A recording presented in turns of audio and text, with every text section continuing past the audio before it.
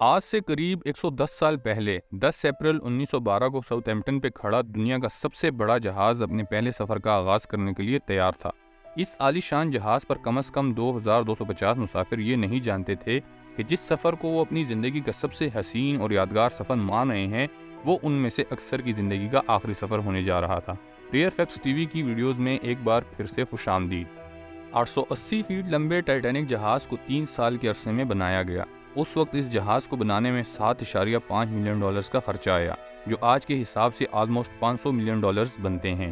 Gymnasium, swimming pools, restaurant, hot tubs, study rooms اور smoking rooms جیسی ہر وہ سہولت اس لگژری جہاز میں موجود تھی جو کسی 5 اسٹار ہوٹل میں ہوتی ہیں۔ ارلی 90s میں دنیا کے سب سے بڑے بحری جہاز کا ٹائٹل پانے والا ٹائٹینک جہاز کے آنر جے پی مارگن نے ٹائٹینک کے بارے میں ایک سٹیٹمنٹ جاری کی، جس میں ان کا کہنا تھا کہ یہ جہاز انسنکیبل ہے، یعنی یہ جہاز کبھی نہیں ڈوب سکتا۔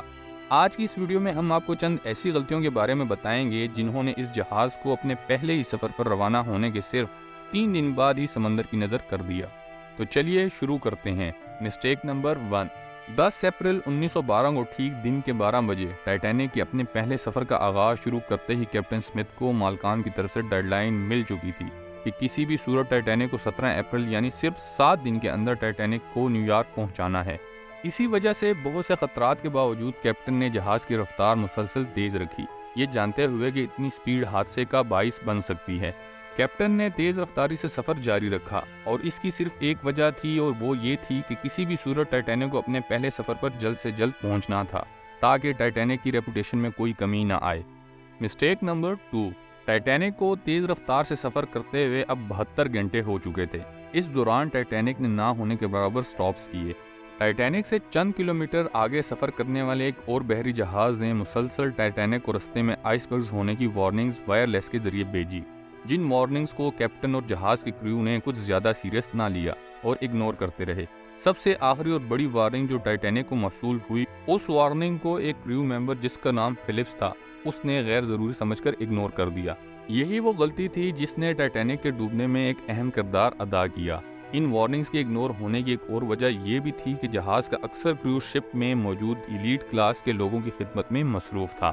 مسٹیک نمبر 3، 14 اپریل 1912 رات کے وقت اٹلانٹک اوشن میں سردی کی وجہ سے کافی دھند چھائی ہوئی تھی، جس کا نقصان یہ ہوا کہ جہاز کے اوپر لک اپ نیسٹ میں بیٹھے شخص کی ویزیبلٹی کافی حد تک کم ہو گئی۔ ہر بڑی شپ میں ایک لک اپ نیسٹ موجود ہوتا ہے جس میں بیٹھے شخص کی ڈیوٹی یہ ہوتی ہے کہ وہ آگے آنے والے کسی بھی خطرے کو پہلے ہی دوربین سے دیکھ کے کیپٹن کو آگاہ کر دے۔ اس رات ٹائٹینک میں موجود دوربین جہاز کے ایک لاکر میں بند پڑی تھی، جس کی چابی ڈیوڈ بلیئر نامی ایک افسر کے پاس موجود تھی، اور اس افسر کو جہاز کے روانہ ہونے سے پہلے ہی کسی وجہ سے جہاز سے اتار دیا گیا تھا۔ ماہرین کا کہنا ہے کہ اگر اس رات دوربین کا استعمال کیا جاتا تو ٹائٹینک کو اس بدترین حادثے سے بچایا جا سکتا تھا۔ مسٹیک نمبر 4، ٹائٹینک کے آئس برگ سے ٹکرانے کی ایک اہم وجہ یہ بھی تھی کہ جس وقت آئس برگ کو دیکھا گیا تب کافی دیر ہو چکی تھی اور شپ آئس برگ کے بالکل سامنے آ چکی تھی۔ یہ آئس برگ فٹ بال فیلڈ جتنا بڑا تھا۔ کیپٹن نے انجن بند کرنے اور شپ کو موڑنے کے آرڈرز جاری کیے، لیکن اب بہت دیر ہو چکی تھی۔ آئس برگ شپ کے انتہائی قریب آ چکا تھا اور کیپٹن کی لاکھ کوشش کے باوجود شپ آئس برگ سے ٹکرا گئی۔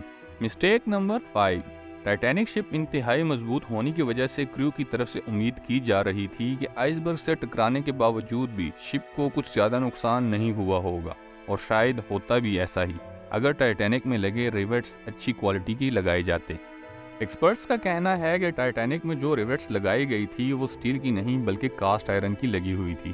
ان ریوٹس کا کام لوہے کے بڑے بڑے پیسز کو آپس میں جوڑے رکھنا ہوتا ہے، لیکن کیونکہ کاسٹ آئرن سٹیل سے بہت حد تک نرم ہوتا ہے، اسی وجہ سے جہاں سے آئس برگ ٹائٹینک سے ٹکرایا وہاں کے ریوٹس پریشر کی وجہ سے کھل گئے۔ پھر وہی ہوا جس کا کیپٹن کو ڈر تھا۔ دیکھتے ہی دیکھتے پانی انتہائی تیزی سے شپ میں جمع ہونا شروع ہو گیا۔ ٹائٹینک کو کچھ اس طرح ڈیزائن کیا گیا تھا کہ اگر کسی بھی حادثے کی وجہ سے ٹائٹینک کے 3 کمپارٹمنٹس میں پانی جمع ہو بھی جائے تب بھی ٹائٹینک ڈوبے گی نہیں۔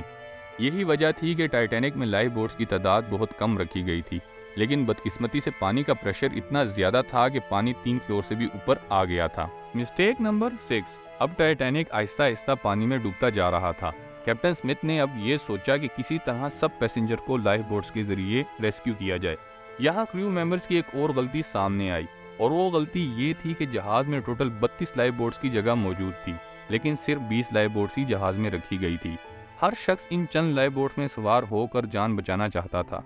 इस अफरा तफरी का नुकसान ये हुआ कि कश्तियों को पूरा बरे बगैर ही पानी में उतारना शुरू कर दिया गया। अगर कश्तियों में ज़्यादा लोगों को बिठाया जाता तो जानी नुकसान काफ़ी कम हो जाता।